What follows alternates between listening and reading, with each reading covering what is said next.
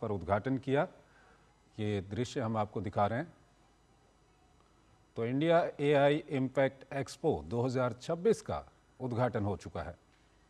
जी हाँ, प्रधानमंत्री नरेंद्र मोदी इस समय एआई समिट एक्सपो का उद्घाटन करते हुए तमाम भारत के स्टार्टअप से मुलाकात कर रहे हैं, जिसमें भारत का स्वदेशी स्टार्टअप सर्वम है, जो स्पीच के लिए, speech to text, text to text के लिए है। और सर्वम को गूगल जेमिनी और अन्य एआई सॉल्यूशन से ज़्यादा बेहतर माना गया है। भारत जेन के एक तरह से इस समय उस स्टार्टअप पे प्रधानमंत्री नरेंद्र मोदी मौजूद हैं। भारत जेन के तहत ही सर्वम शोध एआई जो है, ये तमाम वो एआई सॉल्यूशंस हैं जो स्वदेशी सॉल्यूशंस हैं और इनसे एक बड़ा बदलाव देखा गया है।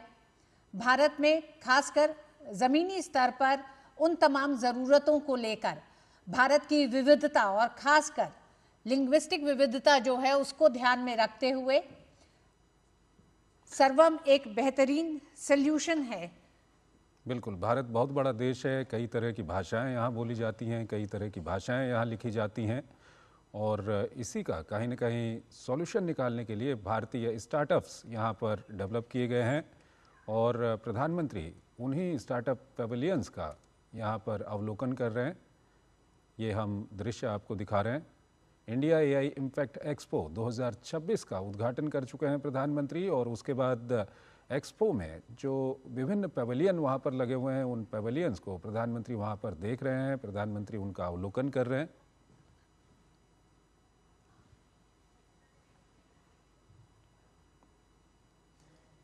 ये भारतीय कंपनियां हैं, भारतीय स्टार्टअप्स हैं, जिनके साथ प्रधानमंत्री वहां मुलाकात कर रहे हैं और उन स्टार्टअप्स को एक तरह से समझ रहे हैं। उन स्टार्टअप्स को, जिन लोगों ने इसकी शुरुआत की है, उनसे इंटरैक्ट कर रहे हैं। बिल्कुल, ये स्टार्टअप्स आप देख सकते हैं, ये जो आपके सामने इस वक्त प्रधानमंत्री वहाँ पर अवलोकन कर रहे हैं। चाहे हम हेल्थ सेक्टर की बात करें या दूसरे सेक्टर्स की हम बात करें, इस तरह के जो स्टार्टअप्स हैं वहाँ पर काफ़ी काम आते हैं। ये एआई तकनीक का उपयोग करके विभिन्न जो तकनीकी प्रदर्शन वहाँ पर किए गए हैं, काफ़ी महत्वपूर्ण ये रहने वाले हैं मानवता के लिए। और प्रधानमंत्री इस वक्त अवलोकन कर रहे हैं। वहाँ पर 13 देशों के पवेलियन यहाँ पर लगाए गए हैं और 600 स्टार्टअप्स यहाँ पर मौजूद हैं। तो अपने आप में एक ऐसा मंच है जहाँ पर पूरी दुनिया का जो एआई के क्षेत्र में काम करने वाले लोग हैं, एआई के क्षेत्र में काम करने वाले स्टार्टअप्स हैं, दूसरी कंपनियां हैं, वो यहाँ पर मौजूद हैं। तो ये दृश्य हम आपको दिखा रहे हैं। प्रधानमंत्री वहाँ पर अवलोकन करते हुए विभिन्न जो वहाँ पर पवेलियन लगाए गए हैं उनका अवलोकन करते हुए नीरज सिंह हमारे संवाददाता हमारे साथ जुड़ चुके हैं। नीरज, प्रधानमंत्री वहाँ पर हम दर्शकों को दिखा रहे हैं दृश्य, प्रधानमंत्री विभिन्न जो वहाँ पर पवेलियन है उनका अवलोकन कर रहे हैं। नीरज,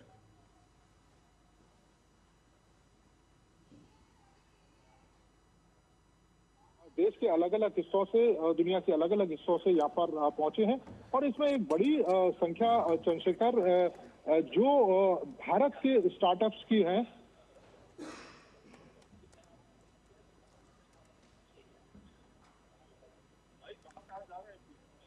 देखिए, बिल्कुल मैं वही बता रहा था चंद्रशेखर कि ये तमाम जो दृश्य आपको दिखाई दे रहे हैं कि प्रधानमंत्री पहुंचे हैं और इन पवेलियन में ज्यादातर जो स्टार्टअप है वो भारत के जो स्टार्टअप हैं, खासतौर से एआई को लेकर। और दूसरी सबसे बड़ी बात है कि आप देखें कि आज हर क्षेत्र में, चाहे भारत का कोई सा भी क्षेत्र हो, एआई से अछूता नहीं है और एआई हर क्षेत्र में, खासतौर से हेल्थ के क्षेत्र में देखें कि आज भी देश के अलग अलग हिस्सों में, खासतौर से दूर दराज के हिस्सों में, अगर हेल्थ से रिलेटेड कोई परेशानी होती है तो होता ये था कि पहले जो लोग हैं उनको बड़े बड़े मेट्रो शहरों में आना पड़ता था या सुपर हॉस्पिटलिटी जो हॉस्पिटल होते थे उनमें आना पड़ता था। लेकिन अगर एआई इक्विपमेंट से लैस कोई उपकरण अगर ग्रामीण इलाके में भी होगा तो वहां पता लगाया जा सकता है। एक मामूली से जो मेडिकल जो स्टूडेंट है उसके माध्यम से कि कौन सी बीमारी है और उस बीमारी के बाद उस व्यक्ति का जो इलाज है वो दूसरे या बढ़िया अस्पताल में किया जा सकता है। उसका समय भी बचेगा और इसके साथ साथ जो बीमारी है वो भी जल्दी पकड़ में आएगी। इसी के साथ आप देखें कि डिजिटल प्लेटफॉर्म पूरे भारत में भारत का इस समय बना हुआ है और डिजिटल के क्षेत्र में एक बड़ी उपलब्धि भारत ने हासिल की है। और ये डिजिटल एक तरीके से हाईवे का काम करेगा एआई के लिए, क्योंकि देश के अलग अलग व्यक्तियों के हाथों में मोबाइल है और वो तमाम सेवाएं और सुविधाएं उस एआई के माध्यम से प्राप्त कर सकते हैं। तो एआई कोई बहुत बड़ा ऐसा नहीं है कि कोई बहुत बड़ा चैलेंज हो, बहुत बड़ा खतरा हो, बल्कि एआई भारत के लोगों के लिए, उनकी सहायता के लिए और सुविधाओं में और ज्यादा बढ़ोतरी के लिए काम आएगा। ये तमाम तरह के जो सॉल्यूशन है वो एआई इस समय पेश करता है और प्रधानमंत्री इन तमाम स्टार्टअप जो खासतौर से भारत के अलग अलग हिस्सों से आए लोगों ने यहाँ पर लगाए, उनसे बात करते हुए उनके अनुभवों को समझते हुए कि किस तरीके से ये स्टार्टअप, ये किस तरीके से ये एआई भारत के विभिन्न क्षेत्रों में काम आ सकता है और कैसे हम एआई को साउथ ग्लोबल में एक तरीके से भारत अपने आप को लीडर के तौर पर पेश कर सकता है और पूरे देश और दुनिया को एक बेहतर एआई सॉल्यूशन दे सकता है। जी नीरज, हमारे साथ अजय मिश्र भी जुड़ गए हैं। अजय, प्रधानमंत्री इस समय इस एक्सपो का अवलोकन कर रहे हैं। प्रधानमंत्री सर्वम गए और सर्वम को लगातार ये माना जा रहा है कि भारत के सर्वम एआई ने गूगल जेमिनी और चैट जीपीटी को पीछे छोड़ दिया है। किस तरह से सर्वम काम करता है, किस तरह से इसने दुनिया में अपनी धाक जमाई है, जानना चाहेंगे। देखिए, अगर सर्वम की बात की जाए स्पेसिफिकली तो देश का पहला सॉवरेन एआई मॉडल बनाने का काम एक ऐसे स्टार्टअप को सौंपा गया और एक स्टार्टअप कंपनी पर भरोसा जताया सरकार ने और सर्वम को चुना गया बहुत ही रिग्रेस प्रोसेस के बाद में। और सर्वम ने वो करके दिखाया है जो पूरी दुनिया में अभी तक बड़ी बड़ी एआई कंपनियां नहीं कर पाई। मिसाल के तौर पर जो मल्टी लिंग्विस्टिक ट्रांसलेशन की सुविधा है और एआई इंटरप्रिटेशन की सुविधा है, ऑन द गो आपके रियल डबिंग की सुविधा है, ये सारी की सारी सुविधाएं सर्वम ने अपने बलबूते और भारतीय स्टार्टअप इकोसिस्टम के जरिए पूरी की हैं। और जिस तरह से हमने देखा कि बुलबुल के नाम से जो सर्वम ने अभी लॉन्च किया है पूरा का पूरा मल्टीलिंगुअल सिस्टम, ये पूरे भारत को एक साथ जोड़ता हुआ नजर आएगा। आप सोचिए कि पूरा का पूरा एआई मॉडल पीछे काम करता हुआ है, आपके हर उस प्रश्न का जवाब देगा एआई के माध्यम से जो दुनिया के किसी दूसरे कोने में दूसरे चैटबॉट्स नहीं दे सकते हैं। तो अगर एफिकेसी की बात की जाए तो आपके जेमिनी थोड़ा बहुत उसके करीब आता है, लेकिन बाकी जो दूसरे चैटबॉट्स हैं वो उसके सामने बिल्कुल नहीं ठहरते हैं। तो 93% से ज्यादा एक्यूरेसी इस सर्वम की बताई जा रही है। इसका ऑडियो वर्जन अलग है, इसका वीडियो वर्जन अलग है और बुलबुल जिसको हम बात कर रहे हैं जो कि मल्टीलिंगुअल आपके जो आप सवाल करते हैं उसको स्थानीय भाषा में आपको जवाब देता है। ऐसी सुविधा दूसरे जो वेस्टर्न कंट्रीज के जो सोल्यूशंस है हमारे पास उसमें उपलब्ध नहीं है, क्योंकि उनको भारतीय स्थानीय भाषाओं की जानकारी नहीं है। तो भारत के जो ग्रैंड चैलेंजेस हैं उनको सॉल्व करता हुआ ये सर्वम बहुत बड़ा बिल्कुल अजय हम लगातार देख रहे हैं प्रधानमंत्री जिन जिन स्टॉल्स पे पहुंचे हैं उसी में से भारत जेन पे प्रधानमंत्री मौजूद हैं अपने इस अवलोकन के दौरान। तो चाहेंगे कि आप शोध एआई और भारत जेन को लेकर दर्शकों को बताएं कि किस तरह से ये एआई की दुनिया में एक बड़ा बदलाव लेके आ रहा है। तो सर्वम और भारत जेन दोनों ने ही मिलकर के जो भारत का जो एआई अपना जो सॉवरेन मॉडल सिस्टम है जिसकी लॉन्चिंग भी की जाएगी। मुझे लगता है कि जिस दिन प्लानरी होगा उस दिन भारत की तरफ से हार्डवेयर और सॉफ्टवेयर दोनों ही तरीके के जो सॉल्यूशंस हैं वो दुनिया के सामने रखे जाएंगे। और अब तक देखा है आपने कि भारत ने हार्डवेयर में बहुत कम अपना नाम किया, सॉफ्टवेयर में हम बड़े सुपर पावर माने जाते हैं, लेकिन एआई की अगर हम बात करें तो हम शुरू से ही वो मैन्युफैक्चरिंग की बस को मिस नहीं करना चाहते और इसलिए हम डेटा सेंटर बनाने पर फोकस कर रहे हैं। डेटा सेंटर की कॉस्ट पूरी दुनिया के मुकाबले आधी है। अगर आप जीपीयूज की बात करें तो 30% 40% पूरे ग्लोबल कॉस्ट में हम बनाने के लिए रेडी हैं। और इस तरह से ग्लोबल साउथ या फिर अपने ही देश के जो ग्रैंड चैलेंजेस है जिन ऐसे मॉडल पर भारत काम कर रहा है जो स्केलेबल हो।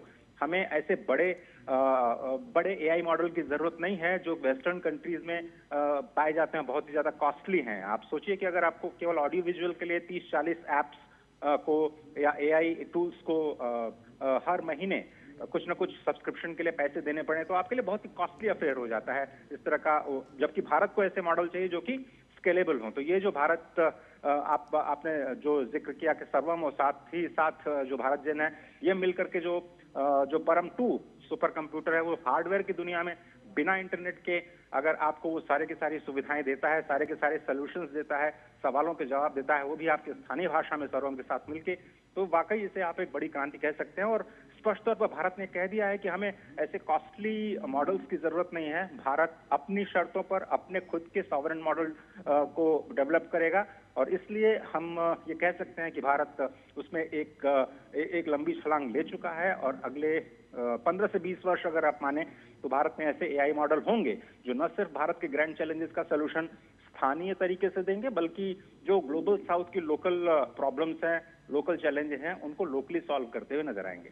अजय, आपसे ये भी जानना चाहेंगे कि प्रधानमंत्री वहाँ पर जिन भारतीय और दूसरे एआई मॉडल्स का वहाँ पर अवलोकन कर रहे हैं, प्रधानमंत्री ये कहते रहे हैं कि एआई फॉर ऑल, ये किस तरह से वहाँ पर परिलक्षित होते हुए दिख रहा है आपको? देखिए, अगर आपको याद होगा, पेरिस में जो हमने को होस्ट किया था पिछली एआई समिट में, उसमें प्रधानमंत्री ने रिस्पॉन्सिबल एआई की बात की थी। उसमें प्रधानमंत्री ने एक ऐसे एआई मॉडल की बात की थी जो सभी के हित के बारे में सोचे। और यही भारत के इस पूरे इम्पैक्ट समिट का उद्देश्य भी है कि हम एक इम्पैक्ट क्रिएट करें। आपको याद होगा, जब पहली बार एआई समिट आयोजित की गई लंदन में, तो उसमें कुछ चुनिंदा कंपनियों ने एक तरह से हिस्सा लिया था। बहुत ही छोटी गैदरिंग थी। सियोल में बहुत ज्यादा जो फोकस रहा था वो टेक्नोलॉजी पे था। उसके बाद जो पेरिस में हुआ, पेरिस में आप देखिए तो जो अमेरिका के एक बहुत बड़े लीडर हैं, उन्होंने रेगुलेशन को लेकर के बात की, क्योंकि वो बात करना चाहते थे कि उनके जो देश के प्रोडक्ट हैं वो दूसरे देश में ज्यादा रेगुलेट ना किए जाएं। तो उन्होंने यूरोपियन यूनियन की निंदा की इस बात को लेकर के कि उन्होंने एआई को लेकर के क्यों ओवर रेगुलेशन कर दिया। भारत में जो इम्पैक्ट समिट हो रहा है, ये एक तरह से पूरा ग्लोबल समिट है, पहला ग्लोबल समिट कह सकते हैं आप इसको, जिसमें किसी कंपनी विशेष के हितों का ध्यान में न रख के भारत पूरे विश्व की बात करता है। सर्वजन सुखाय सर्वजन हिताय की बात इसीलिए कहता है कि हम एक ऐसे मॉडल पर काम कर रहे हैं जो डेमोक्रेटाइजेशन ऑफ टेक्नोलॉजी में विश्वास रखता है। वेस्ट का मॉडल है ऋतु कि आप प्रॉफिट के लिए काम करते हैं। कुछ कंपनियां, 5-6 बड़ी कंपनियां इन्वेस्ट करती हैं, हैवी इन्वेस्टमेंट करती हैं, जिसमें स्टेट का भी पैसा लगता है, प्राइवेट एंटरप्राइजेस का भी पैसा लगता है। उसके बाद वो एक सोल्यूशन बनाती हैं। वो सोल्यूशन फिर बाजार की खोज में पूरी दुनिया में जाता है, यूजर्स बनाता है, पहले फ्री में देता है, उसके बाद आपसे पैसे वसूलता है। ये उनका मॉडल है फॉर प्रॉफिट। दूसरी तरफ चीन का मॉडल है, जिसमें सभी लोगों को संदेह है कि भाई उनके डेटा के साथ क्या हो रहा है, उनके प्राइवेसी के साथ क्या हो रहा है, किसी तरह का सिक्योरिटी ब्रीच या सॉवरेनिटी के ऊपर खतरा तो नहीं है। भारत एक ऐसा सोल्यूशन देता है जिसमें आप ट्रस्ट भी कर सकते हैं और जिसको आप सेफ भी मान सकते हैं। और इसीलिए पूरी दुनिया भारत पे भरोसा करती है कि क्या आप जो एआई इस्तेमाल कर रहे हैं वो सेफ है, क्या जो एआई आप इस्तेमाल कर रहे हैं वो ट्रस्टेड है। ये भारत इन दोनों सवालों का जवाब देता है कि भारत में जो मॉडल विकसित किए जाएंगे वो पूरी तरह से सुरक्षित होंगे। और इसीलिए जो डेटा सेंटर भारत में बन रहे हैं, दुनिया उस पर भरोसा करती है और भारत को एक ट्रस्टेड पार्टनर के रूप में मानती है। और ये जो स्टार्टअप्स की दुनिया से रूबरू होते हुए प्रधानमंत्री आपको दिख रहे हैं, एक बहुत बड़ी मिसाल है। 10 साल पहले स्टार्टअप इंडिया की शुरुआत हुई थी, आज एआई पहला समिट हो रहा है। 10 साल बाद आप देखेंगे कि शायद जो 1 लाख 1.5 लाख हम यूनिकॉर्न्स और स्टार्टअप की बात आज आप कर रहे हैं, इतने ही बड़े स्केल पर आपको देश का एआई सिस्टम पूरी दुनिया में छाता हुआ दिखाई देगा। जी अजय, एआई सॉल्यूशंस को लेकर रिस्पॉन्सिबिलिटी, अकाउंटेबिलिटी की बात हो रही थी, लेकिन भारत में इस एआई समिट के साथ अब किस तरह से एआई सॉल्यूशंस सबको उपलब्ध हो, किसी तरह का भेदभाव ना हो, इस पे सबसे ज़्यादा ध्यान दिया जा रहा है। ऐसे में प्रधानमंत्री जिन तमाम एआई सॉल्यूशंस का आज अवलोकन कर रहे हैं, उसमें एक एआई सॉल्यूशन है वाधवानी एआई का, जो कि नवजात शिशुओं के लिए है कि उनको कैसे मालन्यूट्रिशन से बचाने के लिए जल्दी उनका मापन किया जा सके, और इसको शिशु मापन ही कहा गया है। जो 5 राज्यों में इस समय इसका इस्तेमाल किया जा रहा है। 11,927 एक तरह से बच्चों पर इसका एक बेहतर असर देखा गया है। तो कैसे ग्रामीण इलाकों में, और खासकर ग्लोबल साउथ की भी जब हम बात करते हैं, तो विकासशील अर्थव्यवस्थाओं के लिए कितना उपयोगी होने जा रहा है ये पूरा एक्सपो? जी, तो जिस तरह से हमने पहले चर्चा की ऋतु जी की, ये भारत जो गवर्नेंस है, सबसे पहले एआई का इस्तेमाल गवर्नेंस में होगा। सरकार की जो सेवाएं पहुंचती हैं उसमें एआई का इस्तेमाल कैसे किया जाए। आप देखेंगे बहुत सारी योजनाएं हैं, उसमें एआई का इस्तेमाल किया जाएगा डुप्लीकेशन हटाने के लिए, जो इंटेंडेड बेनिफिशियरी है उस तक पैसे पहुंचे। यहाँ तक ये भी बात हो रही है कि जो राशन की व्यवस्था है, अभी पायलट शुरू किया गया है गुजरात में कि राशन आपको सीधे न दिया जाए, एआई के जरिए आपको सिर्फ टोकन दिए जाएं या कुछ पैसे आपके अकाउंट में दिए जाएं और उसको बाद जाकर के आप किसी भी दुकान से कुछ भी आप खरीद सकते हैं, उचित मात्रा में आपको मिल सकते हैं। यही बात हेल्थ के क्षेत्र में, यही बात एजुकेशन के क्षेत्र में, सबसे बड़ी बात जो फार्म सेक्टर हमारा है उसमें एआई को कैसे इस्तेमाल किया जाए उस पर फोकस होने जा रहा है। तो जो आपने बच्चों की मलन्यूट्रिशन का जिक्र किया, बहुत इंपॉर्टेंट है इस लिहाज से, क्योंकि पहले से ही पता लगा पाना बच्चों की सेहत के बारे में, उनको कौन से न्यूट्रिशन दिए जाने चाहिए और कैसे सप्लीमेंट्स की जरूरत है। और उसी में जो हमारा मल्टीलिंगुअल मॉडल आता है वो आता है कि अगर माँ घर पे कोई बड़ा नहीं है तो वो बिना इंटरनेट के जरिए भी अपने लोकल मोबाइल, छोटे से मोबाइल में वो सवाल कर सकती है माँ कि मेरे बच्चे को दस्त हुआ है तो मैं क्या कर सकती हूँ इसके लिए, डायरिया के क्या सॉल्यूशंस मेरे घर में मौजूद हैं। और वो उनकी स्थानीय भाषा में ही उनको बताता है कि आपको अमुक किसी ORS पैकेट या किसी ऐसी दवाई का सेवन करना है जो आपके लिए सेफ हो। तो इस तरह के जो हेल्थ सोल्यूशन है, उसी तरह से एजुकेशन में कैसे आप नई शिक्षा नीति में क्लास 3 से ही आप एआई को इंट्रोड्यूस करते हैं, क्लास 6 से आप स्किलिंग की बात करते हैं, अपस्किलिंग की बात करते हैं, रीस्किलिंग की बात करते हैं।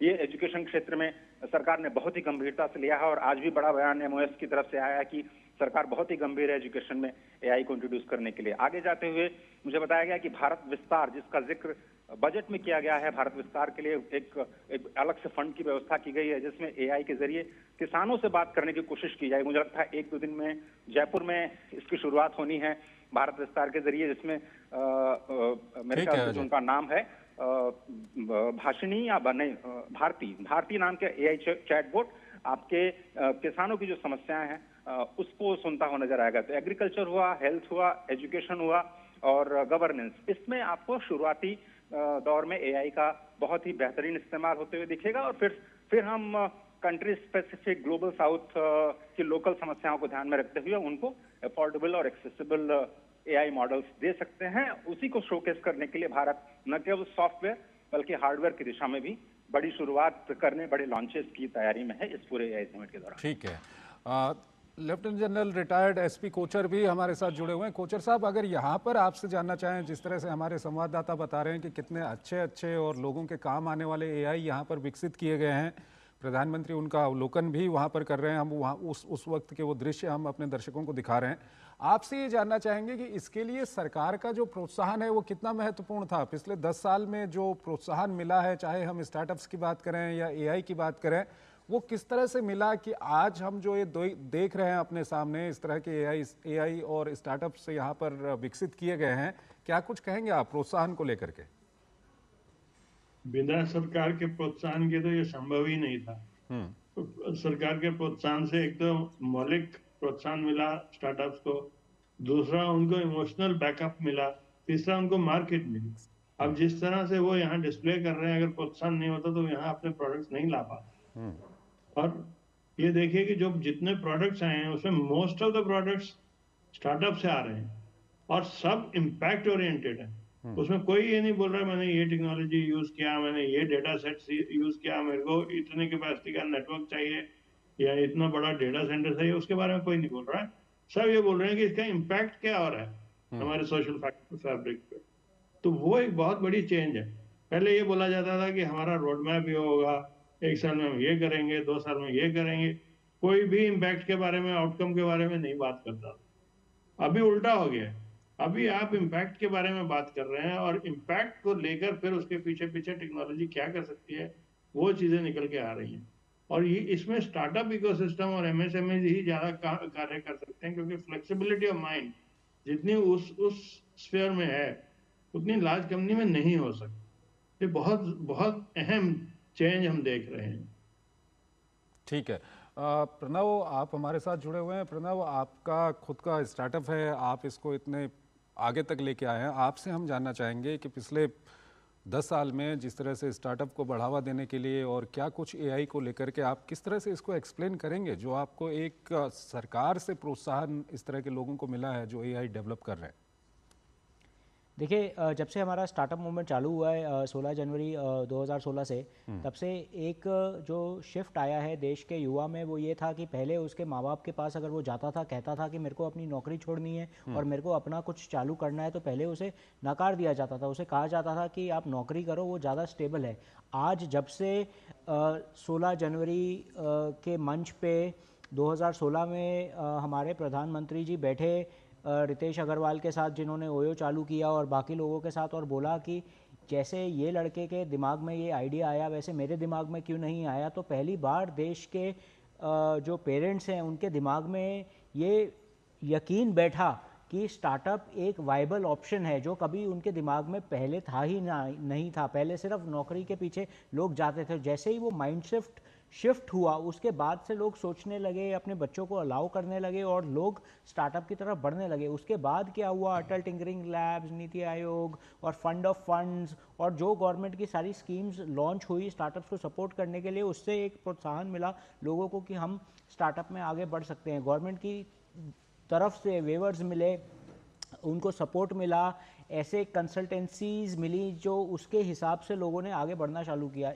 इसी तरीके से एआई के क्षेत्र के अंदर पिछले कई सालों से गवर्नमेंट का फोकस रहा है। और अभी इस समिट से जो हमारा डायरेक्शन सारे स्टार्टअप्स को इंडिया में मिल रहा है, वो ये है कि एक तरीके से एक विजन है कि हमें एआई के क्षेत्र में वर्ल्ड के नंबर 1, 2 और 3 के रैंकिंग में ही रहना है, और हो सके तो सेकंड या फर्स्ट रैंकिंग तक भी पहुंचना है, और अपने आप को सेल्फ सफिशिएंट बनाना है। जैसे कि बोला गया कि हमें 5 लेयर्स पे काम करना है, चाहे वो एनर्जी हो, चाहे वो इंफ्रास्ट्रक्चर हो, चाहे वो चिप हो, और चाहे वो मॉडल्स हो, और चाहे वो एप्लीकेशन हो। और कहा जाता है कि इंडिया हमेशा एप्लीकेशन के लेयर पे सबसे आगे रहेगा वर्ल्ड में, बिकॉज हम लोगों को पता है कि चलिए मॉडल अगर किसी ने बनाया है, एक तो क्या है कि हम उस मॉडल पे रिलाई नहीं करेंगे, हम अपने मॉडल्स बनाएंगे, बट वो मॉडल्स से आरओआई नहीं निकलता। मॉडल्स बहुत चीप मिलते हैं मार्केट में, लेकिन जो असली में आरओआई निकलता है वो एप्लीकेशन से निकलता है, कि उस मॉडल को इस्तेमाल कैसे किया जाए, लोगों के बेनिफिट के लिए यूज़ कैसे किया जाए, वो एजुकेशन के क्षेत्र में हो जैसे, या फिर हम कॉलेजेस को जैसे हेल्प कर रहे हैं जॉब्स के क्षेत्रों में या हेल्थ केयर के क्षेत्रों में, तो उसको एप्लीकेशन लेयर पे भारत सबसे आगे निकलेगा वर्ल्ड में, ऐसा विजन रखा गया है। और इस इवेंट की वजह से वो विजन मुझे साकार होते हुए दिख रहा है। अजय हमारे साथ बने हुए हैं। अजय, अगर भारत का एज की हम बात करें एआई के सेक्टर में, तो एक विश्वसनीय ग्लोबल डिजिटल कैपेबिलिटीज वाले एक ऐसे भागीदार के रूप में रहा है। ऐसे में भारत के लिए एआई के क्षेत्र में कंपटीशन के साथ साथ वो क्या चुनौतियां भी हैं सामने, जिनको ध्यान देने की जरूरत है? अगर चुनौतियों की बात करें तो सबसे बड़ी बात यह है कि किस तरह से हम इंफ्रास्ट्रक्चर को क्रिएट करें और एक इकोसिस्टम को क्रिएट करें भारत में एआई जो कंपनीज हैं उनको बढ़ावा देने के लिए। तो मुझे याद आता है कि जब हमने भीम ऐप लॉन्च किया था, एक ऐसा प्लेटफॉर्म लॉन्च किया था जो एक ओपन सोर्स मॉडल था, और जो उसमें हमने इन्वाइट किया कि हम पेमेंट जो डिजिटल पेमेंट है उसको डेमोक्रेटाइज करना चाहते हैं, क्योंकि जो कैशलेस अर्थव्यवस्था है उसको बढ़ावा देना था हमें। तो उस डीपीआई के प्लेटफॉर्म पे बहुत सारे बैंक्स आए, जितने प्राइवेट सेक्टर के बैंक्स हैं, पब्लिक सेक्टर के बैंक्स हैं, एनबीएफसी, सारे के सारे उस पेमेंट गेटवे पे आए। उसके बाद जितने पेमेंट करने वाली कंपनियां थी उन्होंने उस भीम प्लेटफॉर्म का इस्तेमाल किया, और फिर कंज्यूमर्स ने आकर के उसको डेमोक्रेटाइज किया। तो एक तरह से आप देखिए उसका नतीजा ये हुआ कि जितने भी रियल टाइम डिजिटल पेमेंट होते हैं उसमें 50% तक करीब केवल भारत में ही होते हैं। तो ये अपने आप में एक बहुत ही सक्सेसफुल मॉडल था, जिसमें G20 के दौरान भी इसको शोकेस किया गया, और अभी एआई समिट में भी उसी को रेप्लिकेट करने की कोशिश की जा रही है। तो हम एक अपना अपना कॉमन कंप्यूट बनाना चाहते हैं, जिसमें हम वो सारे के सारे एआई टूल्स उपलब्ध कराएंगे, जिसका इस्तेमाल स्टूडेंट्स भी कर सकते हैं, रिसर्चर्स भी कर सकते हैं, स्टार्टअप कंपनियां भी कर सकती हैं, और जो एप्लीकेशन तैयार करना चाहती हैं कंपनियां एआई के क्षेत्र में, वो भी कर सकती हैं। तो आगे चल करके जिस तरह से आपने देखा कि स्टार्टअप कंपनियों की संख्या में अभूतपूर्व बढ़ोतरी हुई और उसमें बहुत बड़ी संख्या में इन्वेस्टमेंट आया, उसी तरह की कहानी हम एआई में दोहराना चाहते हैं। और जो नंबर्स हैं मुझे लगता है कि बहुत ज्यादा इंप्रेसिव होंगे आगे चलते हुए। ये चैलेंजेस में सबसे बड़ा चैलेंज आपका इंफ्रास्ट्रक्चर डेवलपमेंट है। स्टेट पॉलिसीज को कुछ चेंज करना होगा, इसकी भी बात की जा रही है। आगे जाते हुए जो मैन पावर है उसको कैसे हम अपस्किल करें और रीस्किल करें, जिससे कि हम इस्तेमाल कर पाएं अपने जो इमर्जिंग चैलेंजेस हैं उनको लेकर के। तो ये और इन सारी चीजों को देखते हुए हम अपने कंपनियों के लिए भी एक ऐसे बाजार को क्रिएट कर पाए जो कि यूनिवर्सल गुड को बढ़ावा दें और एक रिस्पॉन्सिबल एआई को बढ़ावा दें। ठीक है, नीरज हमारे साथ बने हुए हैं। नीरज, आप वहाँ पर मौजूद हैं, जो भी वहाँ पर एआई स्टार्टअप्स का वहाँ पर जो प्रदर्शनी लगी हुई है, विभिन्न क्षेत्रों की हम बात करें, चाहे हम डिजास्टर मैनेजमेंट की बात करें, शिक्षा की बात करें, स्वास्थ्य की बात करें, सबका कहीं ना कहीं एक तरह का सॉल्यूशन वहाँ पर मौजूद है। क्या कुछ आप कहेंगे नीरज, जो कुछ आप देख रहे हैं वहाँ पर? देखिए, बिल्कुल सॉल्यूशन मौजूद है, और इसके साथ साथ ही एआई के क्षेत्र में हम किस तरीके से भारत के अंदर और भारत के लोगों को उसका जो लाभ है और सुविधा है वो दे सकते हैं, वो भी यहाँ पर सॉल्यूशन है।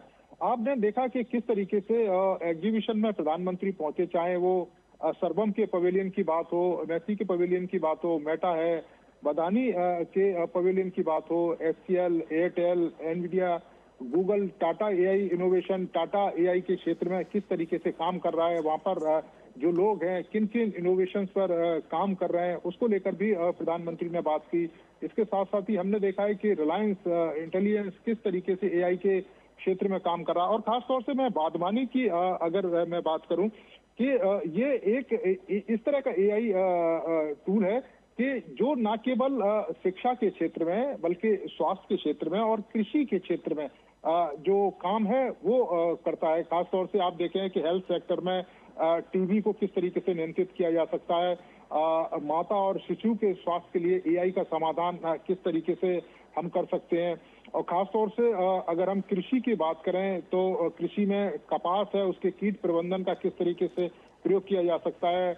एआई टूल को किसान मौसम की जानकारी, और हमने देखा है कि बड़ी संख्या में जो फसल है वो कीट के कारण उसका नुकसान हो जाता है, तो उसको किस तरीके से उसका एआई समाधान दे सकता है, क्या क्या उपाय हम लोग कर सकते हैं। तो ये जो बागवानी एआई है 2026 तक जो लक्ष्य है 190 मिलियन लोग हैं उन तक पहुंचने का। इसके साथ साथ ही अजय हमारे कॉरेस्पोंडेंट सर्वम एआई के बारे में बता रहे थे। मैं आपको बता दूं कि दुनिया भर के जो तमाम एआई हैं वो ऑनलाइन मोड पर काम करते हैं, लेकिन सर्वम एक ऐसा एआई है जो ऑफलाइन भी काम करेगा। इसको आप स्मार्टफोन से लैपटॉप पर सीधे रन कर सकते हैं, क्लाउड सर्वर या इंटरनेट कनेक्शन की जरूरत नहीं होती। और एआई जो सर्वम है इसका जो मकसद है वो एआई को और ज्यादा तेज और ज्यादा जो प्राइवेसी है और रोजमर्रा की जो तमाम डिवाइस हैं उसमें इस्तेमाल करने जो लायक है वो बनाता है। तो अपने आप में कह सकते हैं कि दूसरे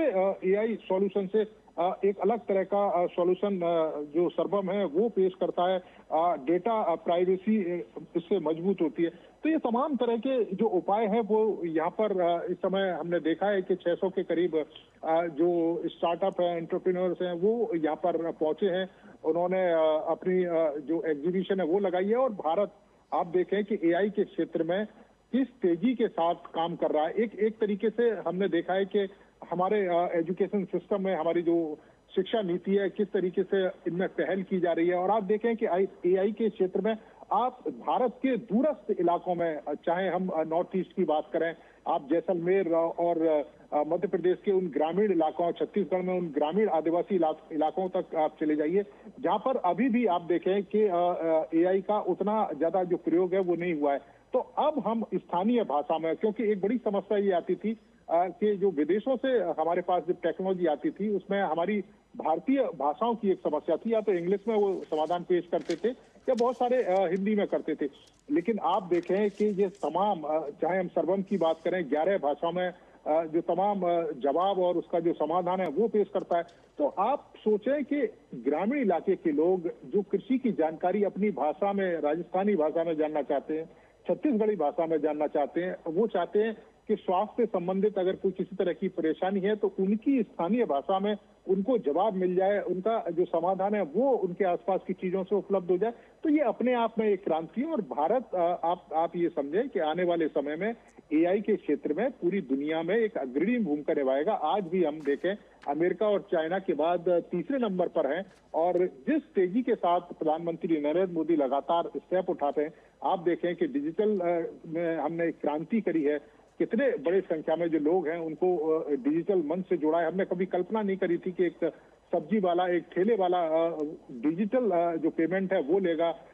एक बड़ा सुधार, एक बड़ा बदलाव हमने पूरे देश में देखा है। और तो मुझे लगता है कि आने वाले समय में एआई के क्षेत्र में भी एक बड़ा बदलाव देखने को मिलेगा, और उसका जो फायदा है वो लोगों को मिलेगा, क्योंकि एआई नौकरी जनरेटेड ही है।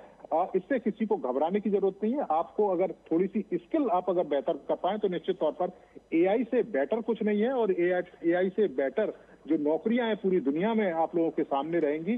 तो ये एक बड़ा उदाहरण है, और भारत एक लंबी छलांग लगाने जा रहा है एआई के क्षेत्र में। ठीक है, अजय हमारे साथ बने हुए। अजय, अभी जब आपसे हम बात कर रहे थे, जो चुनौती की आप बात कर रहे थे, कहीं ना कहीं कंप्यूट कैपेसिटी और चिप्स की चुनौती आएगी जिस तेज़ी के साथ हम आगे बढ़ रहे हैं। तो कैसे, इसका क्या कुछ सॉल्यूशन है? नहीं, इसको लेकर के बहुत सारे सवाल किए गए हैं पहले भी, और अश्विनी वैष्णव साहब ने इसका जवाब बहुत ही सरल तरीके से दिया कि भारत जिस मॉडल पे काम कर रहा है उसमें इतनी जरूरत होगी नहीं, चिप्स की जरूरत नहीं होगी, और हम जो मॉडल तैयार कर रहे हैं वो बहुत ही एक्सेसिबल है, बहुत ही अफोर्डेबल है। और जहां तक चिप प्रोडक्शन की बात है तो इंडिया सेमीकॉन मिशन के जरिए उस पर भी हम लगातार काम कर रहे हैं। तो हम केवल सॉफ्टवेयर नहीं बल्कि हम हार्डवेयर के साथ साथ इस पूरे जर्नी को आगे लेकर के जाना चाहते हैं। और यही वजह है कि जो एआई समिट है इसमें आपको केवल सॉफ्टवेयर नहीं बल्कि हार्डवेयर के मोर्चे पर कई सारे नए सॉल्यूशंस भी आते हुए दिखाई देंगे। ठीक है अजय, प्रणव हमारे साथ जुड़े हुए हैं, यहाँ पर खुद उनका स्टार्टअप है। अर्जुन राव भी हमारे साथ जुड़े हुए हैं। अर्जुन राव, अगर आपसे जानना चाहेंगे, ये जो अजय से हमारी बात हो रही थी अभी, कंप्यूट कैपेसिटी और चिप्स की कोई चुनौती आएगी आने वाले समय में, आएगी तो कैसे इसका सॉल्यूशन निकलेगा, और जो हार्डवेयर पे अगर हम डिपेंड रहेंगे तो क्या कुछ फायदा होगा? जी, जैसे अजय जी ने कहा, एक चीज हमें ध्यान रखनी है कि जिस तरीके से हम इनोवेशन कर रहे हैं हमारे देश में अलग अलग एआई के क्षेत्रों में, तो लार्ज लैंग्वेज मॉडल्स एक ही सेक्टर है जहां पे कंप्यूट की जरूरत बहुत अधिक है। बाकी सारे एरियाज में काफी कम कंप्यूट में efficient models, small models, medium size models हम चला सकते हैं, और इसीलिए हमें हमारी कंप्यूट की जरूरत दुनिया के मुकाबले या अमेरिका वगैरह के मुकाबले काफी कम होनी चाहिए। अब उस केस में नेशनल एआई मिशन ने और सेमीकंडक्टर मिशन ने ऑलरेडी जो बाहर से हमें कंप्यूट लेके आना है उसकी थोड़ी सुविधा कर दी है हमारे स्टार्टअप्स के लिए, हमारे बेस्ट एआई मॉडल कंपनीज के लिए वगैरह वगैरह के लिए। और दूसरा, सेमीकंडक्टर मिशन के तहत हम नए स्टार्टअप कंपनियां बन रही हैं जो अपनी खुद की इंडियन चिप्स बना रही हैं, ताकि आगे जाके हमें बाहर के चिप्स पे इतना डिपेंडेंस ना जरूरत पड़े। तो एक चीज है कि हमें कितनी जरूरत है, हमारी डिमांड कम है क्योंकि हम एफिशिएंट मॉडल्स बना रहे हैं। दूसरी चीज है कि ये डिमांड फुलफिल करने के लिए हम जो है बाहर से कुछ चिप्स लेके आ रहे हैं, और उसको काफी सस्ते पे सरकार हमें उन स्टार्टअप्स के लिए पर्टिकुलरली उनको अवेलेबल कर रही है, ताकि स्टार्टअप्स पे प्रेशर ना हो कि उन्हें बहुत महंगी चिप्स बहुत ज्यादा खरीदनी पड़े। बट हमको उसमें सेल्फ सफिशिएंसी और सॉवरिन बनना पड़ेगा। शायद इसमें थोड़ा सा वक्त लगेगा, बट काम शुरू हो गया है। ठीक है प्रणव, आप क्या कुछ कहना चाहेंगे? इस कंपनीज बन रही हैं। मैं भी यही बोलना चाहूँगा कि जिस तरीके से हम लोग बढ़ रहे हैं हमें डेफिनेटली चिप्स की ज़रूरत पड़ेगी। जैसे अर्जुन ने बोला कि हम लोगों का ज़्यादा रिलायंस स्मॉल मॉडल्स पे और ऐसे मॉडल्स पे हैं जो लार्ज लैंग्वेज मॉडल्स नहीं हैं, जो अमेरिका यूज़ करता है, तो इसीलिए शायद कंप्यूट की रिक्वायरमेंट अभी कम है। आगे जाके जैसे जैसे स्टार्टअप्स बढ़ते रहेंगे कंप्यूट की रिक्वायरमेंट बढ़ेगी। अच्छी बात यह है कि ऑलरेडी ये इनिशिएटिव चालू हो गया है, देश में एक मैसेज जा चुका है, स्टार्टअप्स को सपोर्ट किया जा रहा है कि आप चिप्स के क्षेत्र में काम कीजिए, और उसमें गवर्नमेंट ने पूरा अपना सपोर्ट पीछे से दिया है। तो जैसे जैसे हम आगे बढ़ रहे हैं ये कंप्यूट का रिक्वायरमेंट बढ़ता रहेगा, और साथ ही साथ हमारा सेल्फ रिलायंस भी बढ़ेगा, एंड हम लोग इसके अंदर प्रोड्यूस करेंगे ताकि बाहर से हमें कम चिप्स लेना पड़े और हम अपने में सेल्फ सफिशिएंट बने। जी, हमारे साथ दोनों ही मेहमान जुड़े हुए हैं। अर्जुन, आपसे जानना चाहेंगे कि जब हम बात करते हैं कि मेजॉरिटी स्किल्स भारत का जो है वो कोडिंग के स्तर पर ज़्यादा है, ऐसे में जब AI talent hub global companies के लिए भारत अपने आप को आने वाले समय में इस तरह से पेश करना चाहता है, तो सबसे ज़्यादा जो ज़रूरी है वो इन्वेस्टमेंट भी है, टैलेंट को तैयार करना भी है, तो किस तरह से उस तरफ काम होता दिख रहा है आपको भारत में? जी बिल्कुल, हमारी ऑलरेडी पिछले 2 दशकों में हिस्ट्री रही है कि जीसीसीज की सेटअप और ग्रोथ काफ़ी तेज़ी से हुई है। तो दुनिया में शायद सबसे बड़ी सॉफ्टवेयर डेवलपमेंट बेस हमारी ऑलरेडी बनी हुई है, और अब गोल ये है कि ये सॉफ्टवेयर डेवलपमेंट बेस को हम एआई डेवलपमेंट बेस में कैसे कन्वर्ट करें, राइट? तो विद जो एक अपस्किलिंग का काम है और कंटिन्यूअस स्किलिंग का काम है, तो ये हमको हमारे स्कूल लेवल से, फिर कॉलेजेस लेवल पे और फिर हमारे कॉर्पोरेट लेवल पे ये जोर देना है। अच्छी चीज़ है कि जीसीसीज यहाँ पे प्रेजेंस बढ़ा रही है, तो उसमें टैलेंट फोर्स बढ़ेगा, उधर एक सर्टेन ग्लोबल ट्रेनिंग प्लेटफॉर्म मिलेगा, और फिर जैसे कि हमारे स्टार्टअप इकोसिस्टम है, जैसे हमारा वेंचर कैपिटल इकोसिस्टम है, उससे क्या होगा कि इन्हीं टैलेंट पूल में से फाउंडर्स आएंगे, और इन्हीं को हम जैसे वीसीज और दूसरे वीसीज इन्हीं को सीड कैपिटल देंगे और फिर सीरीज ए कैपिटल देंगे, तो वहाँ पे स्टार्टअप्स क्रिएट होंगी। और जैसे दूसरे किसी स्पीकर ने कहा कि आज ऐसा कोई प्रॉब्लम नहीं है कि स्टार्टअप क्यों शुरू करे या क्यों ना शुरू करे।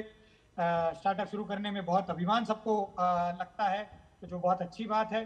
तो टैलेंट पे हमें डेफिनेटली जोर देना है, क्योंकि ये टेक्नोलॉजी शिफ्ट है, तो अगले 10 साल 20 साल के लिए ये कंटिन्यूअस रीस्किलिंग एंड अपस्किलिंग की जरूरत पड़ेगी।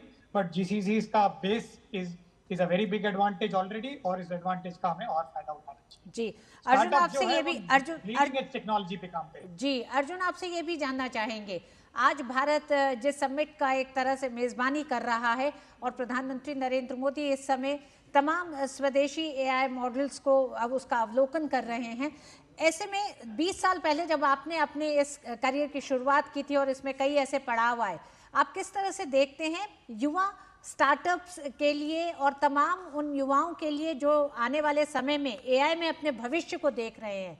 इस तरह का एक बड़ा आयोजन भारत में हो रहा है जहां दुनिया भर के स्टार्टअप्स, इन्वेस्टर्स, इनोवेटर्स सब मौजूद हैं। इस मौके को कैसे देखते हैं आप?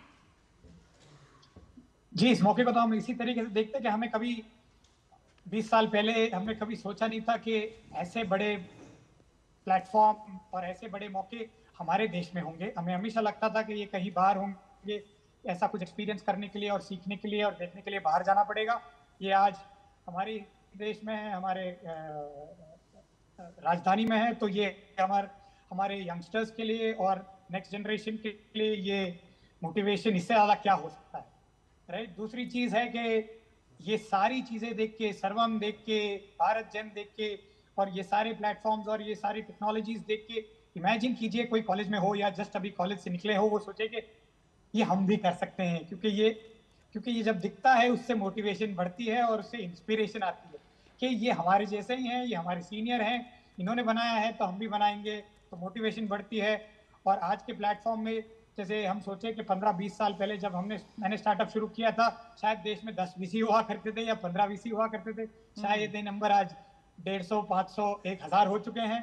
तो ये सारे इंग्रेडिएंट्स एक साथ आ रहे हैं, तो ये सबका मनोबल बढ़ा रहे हैं, सबको मोटिवेशन दे रहे हैं। तो हम देखते आ रहे हैं कि इवन हमारी फंड में और हमारी कंपनी में जो 25 साल के जो हमारे जूनियर्स हैं, जो टीम में है, वो एआई का इस्तेमाल इतनी तेजी से कर रहे हैं जो हम शायद नहीं कर रहे हैं, राइट? तो ये सारे इंग्रेडिएंट्स है। It is only a positive sign अगले दशक के लिए और आगे जाने के लिए। तो we will see more innovation, ज्यादा स्टार्टअप, ज्यादा ideas at all levels of the stack, और ये सारे प्लेटफॉर्म्स के बदौलत ही हो रही है। जी हाँ, बिल्कुल अर्जुन, जिन बातों को आप कह रहे हैं उसमें जब आपने बात की स्कूल के स्टूडेंट्स और कॉलेज स्टूडेंट्स की, तो इंडिया एआई इम्पैक्ट एक्सपो में भी तमाम वो स्कूल के छात्र भी मौजूद हैं चंद्रशेखर, जो अपने इनोवेशंस दिखा रहे हैं, अपने स्टार्टअप्स, अपने इनोवेशंस। जिस तरह से हमने देखा 9th क्लास की छात्रा ने भी दिखाया कि कैसे ट्रैफिक को नियंत्रित करने के लिए उसने एक स्टार्टअप सोल्यूशन दिया है, एआई सोल्यूशन दिया है। बिल्कुल, कहीं ना कहीं जो अटल टिंकरिंग लैब हैं और इस तरह का जो एक प्रोत्साहन दिया जा रहा है स्कूलों में, उसका ही ये फ़ायदा देखने को मिल रहा है। कोचर साहब हमारे साथ जुड़े हुए हैं। कोचर साहब, आपसे हम जानना चाहेंगे कि जब हम एआई की बात करते हैं तो अभी जिस तरह से digital personal data protection act है, अब एआई आगे की ओर बढ़ेगा तो क्या हमें कुछ नए कानून बनाने की ज़रूरत पड़ेगी प्राइवेसी को देखते हुए? देखिए, जब भी कोई टेक्नोलॉजी आती है तो उसके साथ पॉलिसी और रेगुलेशन अहम होती है। ये तीनों पिलर जो है, ये सब इकट्ठे चलने पड़ते हैं और इसका मकसद यही होता है कि देश के जो कानून हैं, जो संभावनाएं हैं, उन सबको मद्देनजर रखो। अगर हम सिर्फ एक चीज को देखें तो हमारा प्रोग्रेस उतना नहीं हो सकता। तो इसको मद्देनजर रखते हुए अगर एआई बढ़ रहा है तो उसमें डेटा प्रिवेसी और ये सब चीजें रूल्स और रेगुलेशन से आएंगी और उसको टेक्नोलॉजी सपोर्ट करेगा और उसकी तरफ हम अग्रसर हो रहे हैं और काफी तेजी से हो रहे हैं। ये नहीं है कि वो हम सोच रहे हैं कि पहले टेक्नोलॉजी आ जाए उसके बाद रेगुलेशन या पॉलिसी आ जाएंगी, तीनों चीजें इकट्ठी चल रही। ठीक है, ये अजय हमारे साथ जुड़े हुए हैं। अजय, हम बात लगातार कर रहे हैं कि किस तरह से आने वाले समय में अपस्किलिंग की बात हो रही है, तो अपस्किलिंग को लेकर एआई स्किल्स को बेहतर करने के लिए अब स्कूलों से ही शुरुआत की जा रही है। अटल टिंकरिंग लैब्स तो हैं, लेकिन एक जो बड़ी चुनौती है, क्योंकि युवा एआई भी प्रोग्राम जो है वो एआई स्किल्स को हर बच्चे तक पहुंचाने का एक बड़ा, एक तरह से एक बड़ी शुरुआत है। कैसे आप देखते हैं नई शिक्षा नीति में इस पे ध्यान दिया गया है, और आने वाले समय में जब एआई टैलेंट हब भारत बनने की उम्मीद करता है तो उसमें ये कितना ज़रूरी हो जाता है?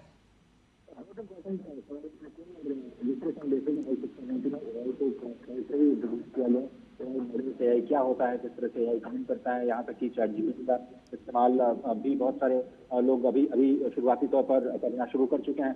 बहुत ही जरूरी समझा गया है इस पूरे एआई को अपने कार्यक्रम में सम्मिलित करना और रीस्किलिंग की जा रही है। और इससे भी हाथ से जो नया एवीजीसी सेक्टर है, आपने देखा होगा अटल टिंकरिंग लैब की आपने बात की, 10,000 अटल टिंकरिंग लैब्स हैं, उनकी संख्या तो 20,000 अटल टिंकरिंग लैब खोलने की शुरुआत की जा रही है। हर लैब के लिए 10 से 20 करोड़ रुपए एक स्कूल को दिए जा रहे हैं, जिससे वो एआई लैब स्थापित कर पाए, स्मार्ट क्लासरूम स्थापित कर पाए, बच्चे जाकर के टिंकर कर पाए, अपने इमेजिनेशन के हिसाब से जो हैंड्स ऑन स्किलिंग कर पाए। बिल्कुल अजय, अभी हम आपसे बात करेंगे। हमारे साथ प्रणव भाटिया हमारे साथ जुड़े हुए हैं। प्रणव, अगर हम आपसे जानना चाहें, सर्वजन हिताय जो हमने एक थीम रखी है एआई को लेकर के, इसको हम किस तरह से आने वाले समय में जितने भी हमारे स्टार्टअप्स हैं और जो एआई को डेवलप कर रहे हैं, उसको किस तरह से हम उनके कोर में हम इसका उपयोग कर सकते हैं, जो हम सर्वजन हिताय की बात करते हैं? देखिए, क्या है कि अभी हम लोग जो पूरे इंडिया में स्टार्टअप्स डेवलप हो रहे हैं एआई के क्षेत्र में, उन सब के साथ मिलके हमें एक ऐसा एक मॉडल क्रिएट करना है जिसके अंदर हम देखें कि ये जो मैक्सिमम इम्पैक्ट पड़ रहा है देश के स्टार्टअप्स के थ्रू लोअर लेवल पे, हर एक टीयर पे, वो सारा इंक्लूसिव रहे और एक ऐसा हम लोगों का मूवमेंट बने जिसमें एकदम डीप लेवल तक उसका इम्पैक्ट पहुंचे, चाहे देश के वो किसानों तक है, चाहे वो देश के दूसरे हेल्थ केयर के वर्कर्स तक है, और वो सिर्फ एक ऐसा ना हो जाए कि टीयर 1 लोगों तक सीमित रहे, बल्कि हर एक क्षेत्र के अंदर उसका जो पेनिट्रेशन है वो फैले। और उसके अंदर हम लोगों ने जो पहली जो सबसे अच्छी चीज़ की है, वो जैसे सर्वम की बात हुई, उसमें क्या है कि जैसे ही हम सारा मल्टीलिंगुअल एआई को कन्वर्ट करते हैं तो हम इंश्योर करते हैं कि वो सिर्फ AI elite English speaking crowd के लिए नहीं रह जाए, बल्कि देश के हर एक गांव तक, चाहे वो एक ट्राइबल एरिया हो जिसमें चाहे एक छोटी भाषा का इस्तेमाल किया जा रहा हो, वहाँ तक वो एआई पहुँचे, उसका एप्लीकेशन पहुँचे। उस तरीके से हम लोगों का ये जो सारा सेटअप किया गया है to work on all the 5 layers of AI, वो इंश्योर करेगा विद मल्टीलिंगुअल मॉडल्स की जो एआई का एप्लीकेशन है एज वेल एज उसका यूज केस है, उससे फ़ायदा हर एक टीयर में पहुँचे इंडिया के डेवलपमेंट के लिए। ठीक है, हमारे साथ अर्जुन राव जुड़े हुए हैं। अर्जुन, एक और महत्वपूर्ण यहाँ पर सवाल है, क्या किसी तरह का कोई कॉरपोरेट कंट्रोल तो नहीं हो जाएगा आने वाले समय में? अर्जुन, मेरी जी, आवाज? वैसे जी हाँ, नहीं, ये जरूरी सवाल है उठाना और ध्यान रखना पॉलिसी लेवल पे और कलेक्टिवली इंडस्ट्री लेवल पे भी देखना कि सारा एआई का कैपेबिलिटी हो, स्किल हो, डेटा हो, कंप्यूट हो, ये कहीं भी कुछ गिने चुने कंपनियों में कॉन्सेंट्रेट ना हो जाए, ताकि इनोवेशन बढ़ता रहे, अलग अलग कॉर्नर से आते रहे, अलग अलग कंपनियों से आते रहे और कंपटीशन लगा रहे, क्योंकि कंपटीशन से ही इनोवेशन और तेजी से बढ़ता है। ये हमें हमेशा समझने की और याद रखने की जरूरत है। कोई भी किसी भी क्षेत्र में मोनोपोलाइज करने की जरूरत सिचुएशन ना आ जाए, उसके लिए कोर इंग्रेडिएंट जो है, जो कंपोनेंट्स हैं, जो हम कब से बात कर रहे हैं, जो डेटा है, जो कंप्यूट है, जो टैलेंट है, इसको स्प्रेड करने की काफी जरूरत है। और खासकर ये बहुत जरूरत है कि हम स्टार्टअप्स पे बहुत ध्यान दें, क्योंकि बाय डिफॉल्ट स्टार्टअप्स बड़ी कंपनियों से तेज चलती हैं, वो अलग सोचती हैं, नया सोचती हैं, आगे सोचती हैं, क्योंकि उनके पास हिस्ट्री का बर्डन नहीं होता, तो वो हमेशा नई चीजों के बारे में सोचते रहते हैं। तो ये बैलेंस एज एन इकोसिस्टम हम सब पे ये रिस्पॉन्सिबिलिटी है और जोर है कि हम ये बनाए रखें कि छोटी कंपनियां बनती रहें और छोटी कंपनियां बड़ी भी होती रहें, और फिर नई छोटी कंपनियां भी आती रहे, राइट। कुछ बड़ी कंपनियां ऑफ कोर्स होंगी जो अपने स्केल के तहत और अपने नो हाउ के तहत कुछ नई चीजें करेंगी, बट हर साइज की कंपनियां होनी चाहिए, हर डोमेन में अलग अलग कंपनियां होनी चाहिए जिनकी स्ट्रेंथ्स हो और जिनकी कैपेबिलिटीज हो, ताकि जो दूसरे भी कह चुके हैं, डेमोक्रेटाइज्ड रहे इन द इंडस्ट्री एआई का डेवलपमेंट और एआई का ग्रोथ। तो ये सब पे निर्भर है कि हम ये इसको कैसे ध्यान पे रखते हैं, ना कि ये 3-4 कंपनियों के हाथ में रह जाए। जी, अजय हमारे साथ जुड़े हुए हैं। अजय, अर्जुन जी ने जिस बात को कहा, हालांकि चंद्रशेखर ने इस सवाल को रखा कि किसी कॉरपोरेट जगत का कोई एकाधिकार ना हो, ऐसे में भारत जैसे देश में जहां आबादी इतनी है और साथ ही साथ अगर हम कृषि क्षेत्र, शिक्षा का क्षेत्र, स्वास्थ्य के क्षेत्र की बात करें, तो ऐसे में बहुत सारे चैलेंजेस भी हैं जिन्हें ध्यान में रखते हुए इस पे ध्यान देने की ज़रूरत है कि किसी एक कॉरपोरेट जगत का कोई एकाधिकार ना हो। हालांकि हम देखते हैं कि कृषि में जिस तरह से आगे बढ़ा है भारत, किसान ई मित्र को लेकर, एनपीएसएस को लेकर, डिजिटल एग्रीकल्चर मिशन को लेकर। संजय, बिल्कुल आप सही कह रहे हैं कि मोनोपोली में विश्वास नहीं रखते हम लोग डेमोक्रेटाइजेशन की बात करते हैं, और इसीलिए हम वेस्ट के उस मॉडल को बिल्कुल स्वीकार नहीं करते जिसमें जो एकाधिकार है कुछ चुनिंदा कंपनियों के पास है। और एआई के साथ यही हो रहा है। एआई में आपने देखा कि कुछ बड़ी कंपनियां हैं, 5-6 कंपनियां जिनके पास एआई के सोल्यूशंस हैं, उन्होंने हैवी इन्वेस्टमेंट किया है, और इसीलिए अब एआई बबल, अब सोचिए एआई शुरू भी नहीं हुआ, उसका यूज केस अब तक पहुंचा भी नहीं और एआई बबल की बात होने लगी कि क्या इतना बड़ा इन्वेस्टमेंट जरूरी था करना। इसकी वजह से जो इम्पैक्ट हो रहा है प्लेनेट पे, वो कितना सस्टेनेबल है, वो कितना गैर जरूरी है।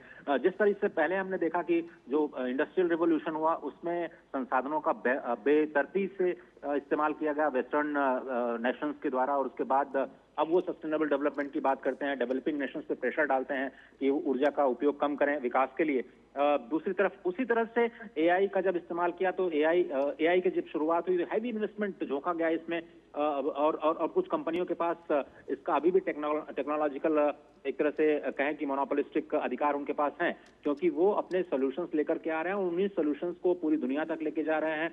पहले लोगों को फ्री में दे रहे हैं, उसके बाद कई सारी प्रीमियम सर्विसेज के नाम पर लोगों से पैसे वसूल रहे हैं। ये उनका मॉडल है, उसमें कोई गलत नहीं है, लेकिन भारत इस मॉडल को फॉलो नहीं करता है। भारत डेमोक्रेटाइजेशन की बात करता है, इसीलिए भारत सरकार ने लीड लिया है कि हम एआई को सपोर्ट करेंगे। भारत सरकार ने जिस तरह से डिजिटल पेमेंट को डेमोक्रेटाइज किया, स्टार्टअप इकोसिस्टम को डेमोक्रेटाइज किया, और एक इकोसिस्टम का निर्माण करना जिसमें सभी लोग समान रूप से उसका फायदा उठा पाए, चाहे वो स्टूडेंट्स हो, रिसर्चर्स हो, स्टार्टअप कंपनी हो, या फिर खुद गवर्नेंस मॉडल का इस्तेमाल करने वाली सरकारें हों। तो मोनोपोलिस्टिक जो व्यू पॉइंट है उसको बिल्कुल हम लोग स्वीकार नहीं कर सकते, और इसीलिए हम पूरे डेमोक्रेटाइजेशन की बात कर रहे हैं। ग्लोबल साउथ में होना इस समिट का ये दिखाता है कि हम ग्लोबल साउथ के जो देश हैं, G20 में जिस तरह से हमने उनको प्रतिनिधित्व दिलाया, उनके कंसर्न्स की बात की, भारत को एक ट्रस्टेड पार्टनर के रूप में ग्लोबल साउथ ही नहीं बल्कि पूरी दुनिया के लोग देख रहे हैं। और इसीलिए भारत के साथ जो कंपनियां हैं, वो अभी जो लीडिंग कंपनियां हैं वो भारत के साथ हाथ मिलाना चाहती हैं, पार्टनरशिप करना चाहती हैं। और थोड़ा सा मुझे लगता है कि अब आप लोगों को इस बहस को थोड़ा सा मोड़ देना चाहिए उस बड़े बयान की तरफ भी, जहां आज अश्विनी वैष्णव साहब ने कहा कि जो ये बड़ी कंपनियां हैं या फिर जो OTT प्लेटफॉर्म्स हैं जिन पे हम कंटेंट क्रिएट कर रहे हैं एआई का इस्तेमाल करते हुए, वे कल्चरल कॉन्टेक्स्ट में लेते हुए जो स्थानीय कानून है उसका पालन करते हुए किसी भी देश में काम करें। और ये भी एक डेमोक्रेटाइजेशन का तरीका है कि आप अपने रेगुलेशंस को अपने तरीके से, जहां पर आप लिस्टेड हैं या जहां आपने कोई इनकॉर्पोरेट किया है, उसकी बात नहीं कर सकते जिस मोनोपोलिस्टिक कल्चर की आप लोग चर्चा कर रहे हैं। तो स्पष्ट तौर पर सरकार ने ये संदेश दे दिया है कि आपको जो देश के लोकल कानून है उसके तहत काम करना होगा। ओटीटी कंटेंट की बात करें तो जो कल्चरल कॉन्टेक्स्ट है उसको ध्यान में रख करके ऐसे कंटेंट को प्रमोट करना होगा जहां पर किसी भी कल्चरल एस्पेक्ट को धक्का न लगे। सवाल यही था कि जो युवा है वो एडल्ट कंटेंट की तरफ बढ़ रहे हैं, उसके लिए क्या किया जाना चाहिए, क्योंकि डीप फेक जैसी चुनौतियां हैं वो अमेरिका के लिए भी हैं, यूरोप के लिए भी हैं और उसी तरह से डेवलपिंग नेशंस के लिए भी हैं। तो एक जिम्मेदार नेशन के तौर पर हम ये मानते हैं कि मोनोपोलिस्टिक जो बिहेवियर है वो बिल्कुल ठीक नहीं है और इसीलिए हम डेमोक्रेटाइज करना चाहते हैं। और ये बड़ा संदेश कि आपको जो लोकल लॉज हैं उसके हिसाब से काम करना पड़ेगा। यूरोपियन यूनियन पिछले एआई समिट में अमेरिका ने इसी बात पर जोर दिया था कि रेगुलेशन नहीं होना चाहिए एआई का, जिससे कि यूरोपियन यूनियन सहित दूसरे देशों में भी इसका रेगुलेशन ना हो और इनकी कंपनियां किल ना हो। लेकिन मुझे लगता है कि उनको कंपटीशन मिलने जा रहा है और भारत एक डेमोक्रेटिक एक सुपर पावर के रूप में जरूर ऐसे सॉल्यूशंस लेकर के आएगा दुनिया जिस पर ट्रस्ट करेगी और उसको अपनाएगी। ठीक है अजय, काफ़ी महत्वपूर्ण बात आपने कही कि भारत कंपटीशन दे रहा है इन ब्लॉक्स को और कहीं ना कहीं वो अब दिख भी रहा है। ऐसे में कोचर साहब आपसे एक सवाल काफ़ी यहाँ पे महत्वपूर्ण हो जाता है। अगर हम डाटा की बात करते हैं तो भारतीयों का डाटा बेचकर विदेशी कंपनियां लाखों अरबों करोड़ों कमा रही हैं। ऐसे में क्या कुछ होना चाहिए, किस तरह से जो हमारा डाटा है वो हमारे स्टार्टअप्स के लिए उपयोग हो और इस डाटा से कहीं ना कहीं देश को फायदा हो। क्या डाटा को विदेशी कंपनियां जब उससे फायदा उठा रही हैं तो डाटा पर कोई टैक्स लगाना इस तरह का कुछ हो सकता है क्या? देखिए, हम तो टेलीकॉम सेक्टर से ये पहले से ही बोल रहे हैं कि डेटा और एप्लीकेशन जो विदेशी कंपनियां हमारे नागरिकों पर से कमा रही हैं वो बाहर जा रहा है। उसमें गवर्नमेंट को भी कुछ नहीं मिल रहा और हमारे नागरिक को भी कुछ नहीं मिल रहा। टेलीकॉम में भी ये हो रहा है और अब एआई में अगर हम अंकुश नहीं लगाएंगे तो वही होगा। अब खुशी की बात यह है कि सरकार ने एक ऐसे कदम लिया है जिसमें जो इन्वेस्टमेंट हैवी इंफ्रास्ट्रक्चर है एआई का वो सरकार डेमोक्रेटाइज कर रही है कि सभी को मिलेगा। उसके बाद आप अपनी अपनी क्षमता के हिसाब से उसमें एप्लीकेशन बनाएं। अब अगर फिर भी फॉरेन कंपनीज अपने एप्लीकेशन लाते हैं या डेटा हमारा यूज करती हैं तो मेरे ख्याल से उनके ऊपर अंकुश लगाने के लिए कुछ ना कुछ फाइनेंशियल बर्डन डालना चाहिए, जिससे कि इंफ्रास्ट्रक्चर में हमारा इंडियन इंफ्रास्ट्रक्चर बढ़ाने के लिए उनको भी कंट्रीब्यूट करना चाहिए, जो आज की डेट में वो नहीं कर रहे हैं। तो ये होना चाहिए। और साथ ही साथ अगर स्टार्टअप्स की हम बात करें तो कई स्टार्टअप्स ऐसे हैं जिसमें फॉरेन वेंचर कैपिटल है, तो उसको लेकर के हम कैसे उसका फायदा देश को मिले, देशवासियों को मिले, क्या कुछ करना चाहिए इस पर? देखिए, इस समय हम बाहर का निवेश बिल्कुल बंद नहीं कर सकते, लेकिन अगर हमारे पास फॉरेन वेंचर्स आ रहे हैं और हमारे पास वीसीज आ रहे हैं इनको प्रोत्साहन देने के लिए, तो जो प्रॉफिट होता है, जो वीसी का प्रॉफिट बाहर जाता है, उसके ऊपर टैक्स लगना चाहिए और भारतीय कानून के हिसाब से लगना चाहिए। उसमें तो कोई दो राय नहीं हो सकती। ठीक है अजय, आप हमारे साथ बने हुए थे और अभी आप जिस बात को कह रहे थे कि आज केंद्रीय सूचना प्रसारण मंत्री अश्विनी वैष्णव ने एक तरह से दुनिया को और ओटीटी प्लेटफॉर्म्स पे जो सामग्री दी जा रही है उसे लेके भी सतर्क रहने का एक तरह से उन्होंने कहा है कि सभी सतर्क रहें, क्योंकि आने वाले समय में ओटीटी प्लेटफॉर्म पर ये ध्यान रखना होगा कि जिस देश में वो सामग्री परोसी जा रही है उस देश की संस्कृति को किसी तरह का कोई नुकसान ना हो। हाँ जी बिल्कुल, और बहुत स्पष्ट तरीके से उनसे सवाल किया गया और वो जो सज्जन उनका इंटरव्यू कर रहे थे, उनके साथ चैट कर रहे थे, वो अमेरिका के ही थे। उन्होंने कहा कि डीप फेक को लेकर के हम लोग बहुत ज्यादा चिंतित हैं। तो आपको क्या लगता है कि जो हमारे बच्चे हैं जो बड़े हो रहे हैं, एडोलेसेंस एज में जा रहे हैं, वो एडल्ट कंटेंट तक उनकी पहुंच ना हो पाए, उसके लिए कोई लॉ बनाने की जरूरत है क्या? स्पष्ट तौर पर उन्होंने सवाल किया था, मुझे अच्छे से याद है। उसके जवाब में उन्होंने कहा कि देखिए, इसमें कोई दो राय है ही नहीं है कि ऐसी चीजें जो कि किसी भी कल्चर को प्रभावित करती हैं नेगेटिवली, उसको तो प्रमोट किया ही नहीं जा सकता। स्पष्ट तौर पर उन्होंने ये नहीं कहा कि हम लॉज को बदलेंगे या कोई नया कानून लेकर के आएंगे या कानूनों में बदलाव करेंगे, पर आईटी लॉज हमारे हैं। जिस तरह से ऑब्ससीन कंटेंट को हम लोगों ने बैन किया और उन्हीं लॉज के तहत हमने बहुत सारे ओटीटी प्लेटफॉर्म निकाल से 30 या 32 प्लेटफॉर्म्स को हमने पिछले दिनों में बैन भी किया है, पूरी तरह से उन पर एक्सेस तो बैन ही लगा दिया है। तो और उन्होंने स्पष्ट तौर पर कहा कि जो ओटीटी कंपनी नाम लिया, उन्होंने नेटफ्लिक्स जैसे प्लेटफॉर्म्स का नाम लेते हुए सूचना प्रसारण मंत्री ने कहा कि ऐसे ओटीटी प्लेटफॉर्म्स को भी इस बात का ख्याल रखना होगा कि वो जिस देश में काम कर रहे हैं उस देश के कानून का इस्तेमाल करें, उसका अनुपालन करें। संविधान का नाम लिया उन्होंने।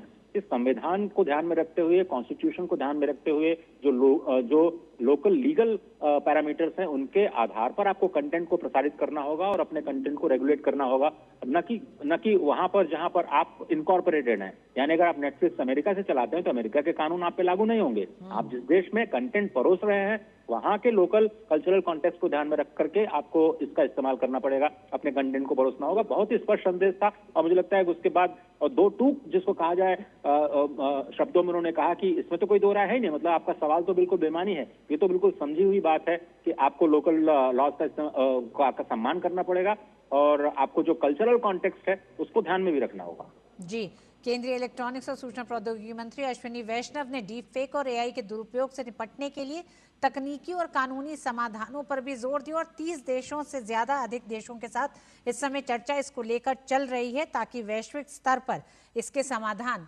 निकाले जा सके। मेजर जनरल कोचर हमारे साथ बने हुए हैं। इसको आप कितनी बड़ी चुनौती भी और एक समस्या के तौर पर भी देखते हैं, खासकर उन तमाम विकासशील देशों के लिए जो अपनी संस्कृतियों को लेकर बात संवेदनशीलता की नहीं है, लेकिन वो एक ऐसा क्षेत्र है जहां से तमाम उन देशों की मंशाएं पूरी हो सकती हैं अगर इसके जरिए वो अगर देश में किसी भी तरह की, एक तरह से कह सकते हैं कि घुसपैठ की कोई कोशिश की जाए तो। देखिए, जितनी भी इंटरनेशनल कॉन्फ्रेंसेस में मैं गया हूं, जब वहां पे बैठते हैं तो जितने वहां पे डेवलपिंग नेशंस हैं वो सब कहते हैं ये नहीं होना चाहिए, लेकिन वही बात होता है who will bell the cat. तो भारत की तरफ देखते हैं कि अगर आप लीडरशिप रोल लेंगे तो हम आपका साथ देंगे। और खुशी की बात है कि अभी भारत लीडरशिप रोल ले रहा है और वो सब हमारी तरफ देखेंगे कि अगर भारत ने कर दिया तो हम भी कर सकते हैं। और ये बहुत खुशी की बात है कि गवर्नमेंट ने एक बहुत बड़ा स्ट्रांग स्टेप लिया है जो आज तक नहीं, इसी गवर्नमेंट ने पहले भी 1-2 स्टेप्स लिए हैं, लेकिन अमूमन पूरे विश्व में जो छोटी कंट्रीज है वो डरती है कि अगर हम बहुत स्ट्रिक्ट एक्शन लेंगे तो हमारा ही नुकसान। तो ये एक सोची समझी चाल भारतीय सरकार ने चली है कि भारतीय कानून, भारतीयों का फायदा सर्वोपरि है और बाकी चीजें सब अलग। तो ये बहुत अच्छी चीज है और मेरे ख्याल एक तरह से लीडरशिप रोल भारत इसमें अपनाएगा और उसके कारण भारत में निवेश भी और आएगा और जितने डेवलपिंग नेशंस हैं और जितने नेशंस हमारी उपेक्षा करते हैं उनको हमारे एक्सपोर्ट्स भी जाएंगे। तो ये बहुत अच्छा होगा जिस तरह हम चल रहे हैं।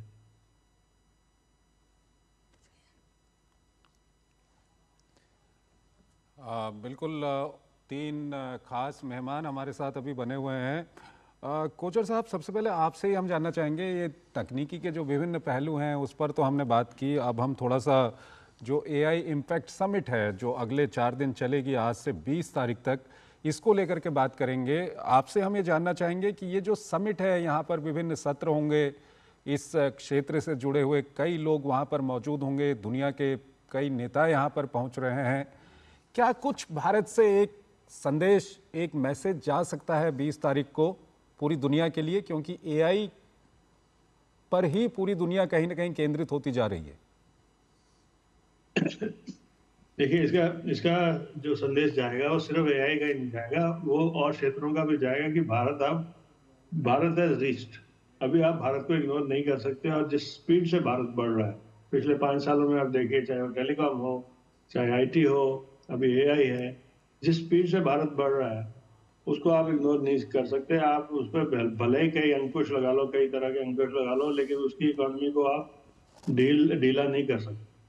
और इसलिए भारत एक लीडर की तरह उभर के आया है जो कि प्रेशर को विथस्टैंड कर सकता है और प्रेशर को विथस्टैंड करने के साथ काबिलियत भी है। और ये काबिलियत आज के एआई समिट में दिखाई जा रही है। 100 देशों से लोग आए हैं और इतने स्टॉल लगे हैं और इतनी अटेंडेंस हो रही है। आप देखिए, सुबह अगर आप जाते तो 1.5 2 घंटे की लाइन थी अंदर जाने के लिए, फिर भी लोग खड़े थे लाइन में क्योंकि वो देखना चाहते थे अंदर हो क्या। तो ये बहुत अच्छा संदेश भेजेंगे जिससे कि भारत की छवि बढ़ेगी और भारत की क्षमता बढ़ेगी। तो मेरा ख्याल भारत एआई समिट ने एक लीप फ्रॉग किया है भारत को, और ये कंटिन्यू करना चाहिए। ठीक है, अर्जुन राव, आप क्या कुछ कहना चाहेंगे? अगले जो 4-5 दिन हैं वो कितने महत्वपूर्ण हैं पूरी दुनिया के लिए?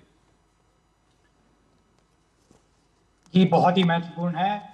मौका मिल रहा है हमें हमारी क्षमता दिखाने का, जो हमारे आइडियाज़ हैं, जो हमारे प्रोडक्ट्स हैं, जो नए एआई में ब्रेक थ्रूज हमने किए हैं और कर रहे हैं, उनको एक पब्लिक फोरम में डालने के लिए। और दुनिया भर से लोग आए हैं देखने के लिए, और ये देखने के लिए कि इंडिया के साथ पार्टनर कैसे किया जाए आगे जाके। तो उससे उनको पता चल रहा है कि एआई तो ये टूल है, बट इंडिया इस टूल का इस्तेमाल कितने विभिन्न इंडस्ट्रीज में कर रही है। ऐसा नहीं कि सिर्फ एक ही इंडस्ट्री में या 2 ही इंडस्ट्री में इंडिया की स्ट्रेंथ है, जैसे शायद कभी हिस्टोरिकली हम माना जाता था कि हम बैक ऑफिस हुआ करते थे दुनिया के लिए। बट ऐसा मंच देख के लोगों को पता चल जाएगा कि इंडिया एआई का इस्तेमाल हर क्षेत्र में कर रही है, या फिर इतने सारे क्षेत्रों में कर रही है कि काफी दुनिया के देशों को लगेगा कि हम इंडिया के साथ और इंडिया के स्टार्टअप के साथ पार्टनर कर सकते हैं। और ऑफ कोर्स जैसे आपने पहले बात की, इससे और निवेश इधर डालने के लिए भी सोचेंगे, इन्वेस्टमेंट के लिए, क्योंकि उनको लगेगा कि ये कितनी तेजी से बढ़ रहा है और अगले 10 सालों में उनके निवेश का रिटर्न भी उनको बेस्ट मिल सकता है यहाँ पे, राइट। और ये सब मोबिलाइज करेगा प्राइवेट इन्वेस्टर्स को भी, राइट। और प्राइवेट इन्वेस्टर्स को भी मोबिलाइज करेगा, ये मोबिलाइज करेगा स्टूडेंट्स को, ये मोबिलाइज करेगा स्टार्टअप्स को। तो ये बहुत सारे पहलुओं से देखा जाए तो ये ब्रेक थ्रू है, ये मोमेंटस ओकेशन है। तो हम सबके लिए ये गर्व की बात है कि ये इधर हो रहा है, और अगले 4 दिनों में we should make most use of all of this. जितने लोगों से मिलना चाहिए हमें, ताकि उससे लर्निंग हो सके और उससे और इनोवेशन बढ़ सके। जी, प्रणव हमारे साथ मौजूद हैं। प्रणव, आपका भी एआई सोल्यूशन इस समय भारत मंडपम में मौजूद है, तो इतना बड़ा मंच आपको क्या लगता है, जो प्राइवेट इन्वेस्टर्स की बात कर रहे हैं, और आज के दौर में इस समय एआई को भारत जिस तरह से पेश कर रहा है और अपनी अर्थव्यवस्था के लिए बेहद अहम मान रहा है, ऐसे में कितना अहम हो जाता है नए इनोवेशंस और नए इनोवेटर्स के लिए ये मंच? राइट, देखिए ये मंच जैसे अर्जुन ने भी बोला बहुत ही महत्वपूर्ण है। इनफैक्ट हम लोगों का गाइडेक्स एआई का वहाँ पर स्टॉल लगा हुआ है। आज सुबह मैं यहाँ पर आने से पहले, स्टूडियो में आने से पहले वहीं पर था और कस्टमर्स से, प्रोस्पेक्टिव कस्टमर्स से इंटरैक्ट कर रहा था। तो होता क्या है कि हम जैसे स्टार्टअप्स के लिए जिनका वहाँ पर एक मंच है, सडनली हम लोगों को इतना बड़ा एक प्रोस्पेक्टिव बेस मिल जाता है to interact with people who want to use our products. So जो स्टार्टअप्स वहाँ पर हैं उनको एक ऑडियंस मिल रहा है अपना प्रोडक्ट शोकेस करने के लिए। जैसे मैंने बताया कि हम लोगों का एक प्रोडक्ट था जो यूनिवर्सिटी कॉलेजेस को मिलता है, जिससे प्लेसमेंट्स कराते हैं। तो वहाँ पर बड़े सारे कॉलेजेस हमारे पास आए जिन्होंने बोला कि अभी क्या होता है कि हमें पता ही नहीं चलता हमारे 10,000 स्टूडेंट्स हैं या 30,000 स्टूडेंट्स हैं, उसमें से कौन सा स्टूडेंट किस पर्टिकुलर इंटरव्यू के एस्पेक्ट में वीक है। अब लेकिन सडनली क्या होता है कि एआई से जब 10,000 लोग या 20,000 लोगों को इकट्ठा इवैल्यूएट किया जा सके, तो एकदम से पता चल जाता है कि इस स्टूडेंट के अंदर ये वीकनेस है, इस स्टूडेंट के अंदर ये वीकनेस नहीं है, और उस पर एक्शन लिया जा सकता है। तो ऐसा जब मंच ऑर्गेनाइज होता है तो ये सिर्फ एक प्रोस्पेक्टिव ऑडियंस के लिए नहीं, बट इवन स्टार्टअप्स के लिए इन्वेस्टर ढूंढना। बहुत सारे लोग वहाँ पर ऐसे थे जो देखने आए थे कि किस तरीके के स्टार्टअप में हम लोग इन्वेस्ट कर सकते हैं, और वो ढूंढ रहे थे, स्टार्टअप से बात कर रहे थे। और कई लोगों ने तो इतना इंप्रेस होके बोला कि हम लोग ये वीसी हैं अर्जुन की तरह, और बोला कि हम इन्वेस्ट करना चाहते हैं और आप हमारे ऑफिस में आइए और हमको डेमो दीजिए। तो इन्वेस्टर्स से मिलना, ऑडियंस से मिलना, और एट द सेम टाइम सिर्फ स्टार्टअप्स के लिए नहीं, जो कंज्यूमर्स वहाँ पर जा रहे हैं उन्हें पता चलता है कि हम लोग क्या क्या यूज़ कर सकते हैं। एज अ स्टार्टअप ओनर मेरे को वहाँ पर पता चला कि मैं अपने बिजनेस के लिए कौन कौन से एआई सॉल्यूशंस यूज़ करके